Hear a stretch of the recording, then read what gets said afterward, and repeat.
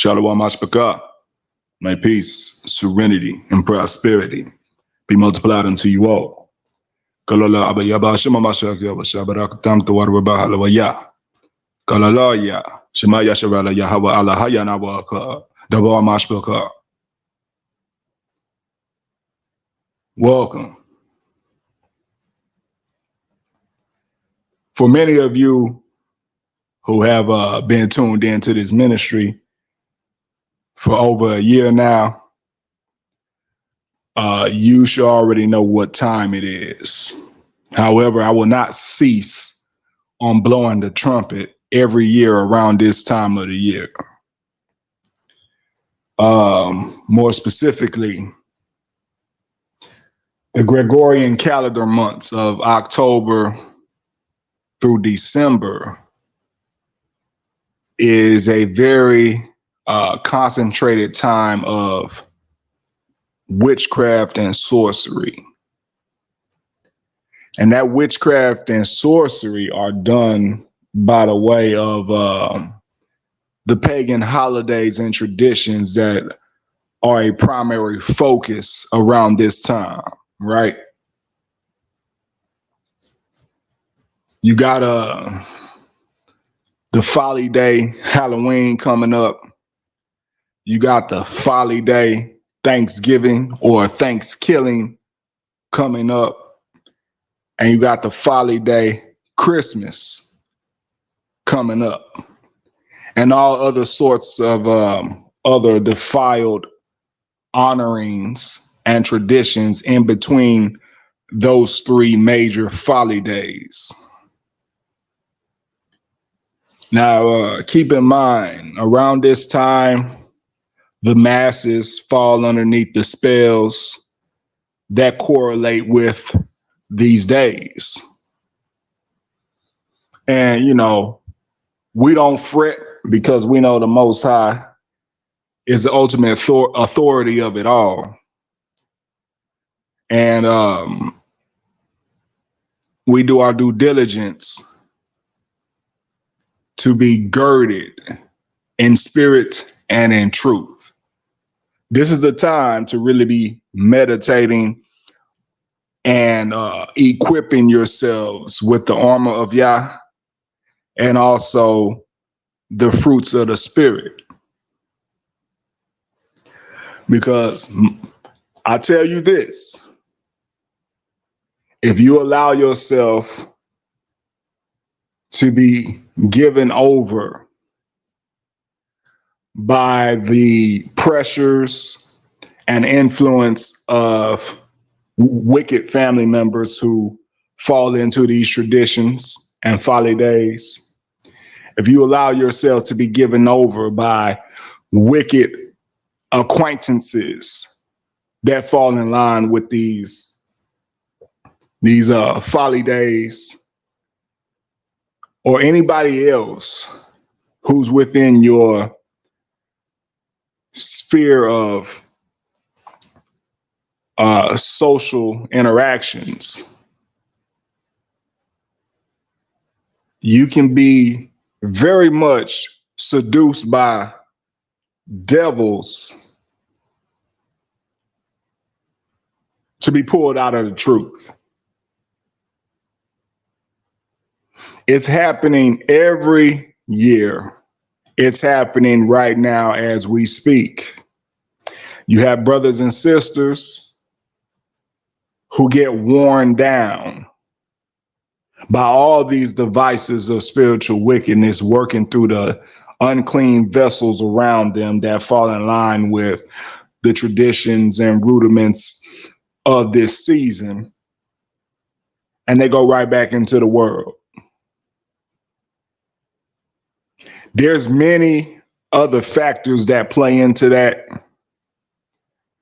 You know, it's not just completely rooted on these folly days, these pagan days, right? It's not completely rooted on that. There's other outside factors that run around that border such folly. And those outerlining factors relate to one's personal life and their personal folly that they may have escaped at one point in time. You know, spiritual wickedness is going to use every resource they have that is contrary to your spiritual awareness and obedience to the Most High. And, you know, once I give you this breakdown, you know, we're going to go to some scriptures. So hang tight. We're going to get to the pertaining scriptures here in a minute. And it's going to be more so a meditation on a few scriptures pertaining to everything that's going on right now and everything that's being spoken on.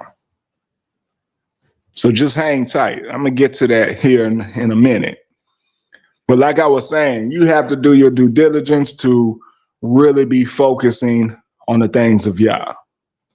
We just completed the Feast of Tabernacles, and the Most High already knew what we'll be coming up against. So he strategically had these high holy days set for us to be strengthened in the spirit to go against such principalities and powers that run these pagan traditions and philosophies that are tied into this season that we know as the holiday seasons. So we got to really be aware and be sober and vigilant with these times. Now, without further ado, we're going to go to the meditative scripture here. And this is going to be in Luke chapter 22, starting at verse 31.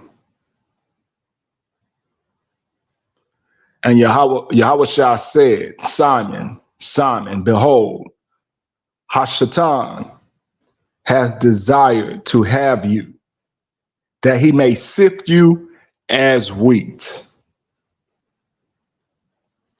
Verse 32, but I have prayed for thee that thy faith fail not.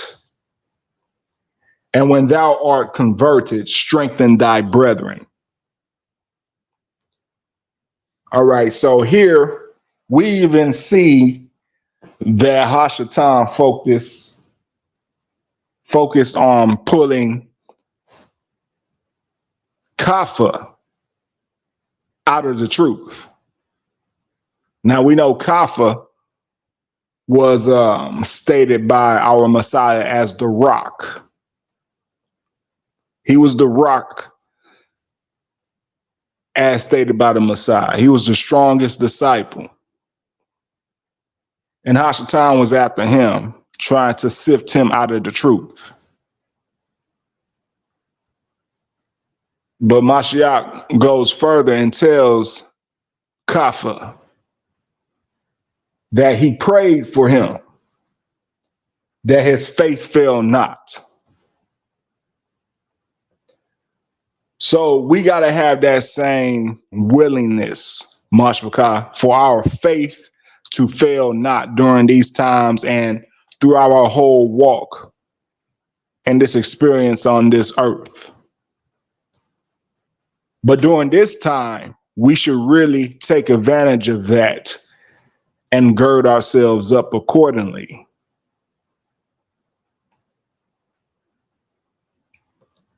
We should really be obtaining and possessing that armor of Yah, stated in Ephesians chapter 6. We should really be taking the time to possess those fruits of the Spirit, stated in Galatians chapter 5. Those are two chapters, two books that can really strengthen us spiritually and empower us. And around this time, you know, it's my suggestion to you that you make that a part of your daily meditation during this wicked season. So Mashiach prays for Kaffa and tells him that he prayed for him for his faith to fail not. And when he is converted, to strengthen his brethren. So what I'm doing with y'all right now is the same commandment that Yahushua gave to Kaffa here in Luke chapter 22, verses 31 and 32.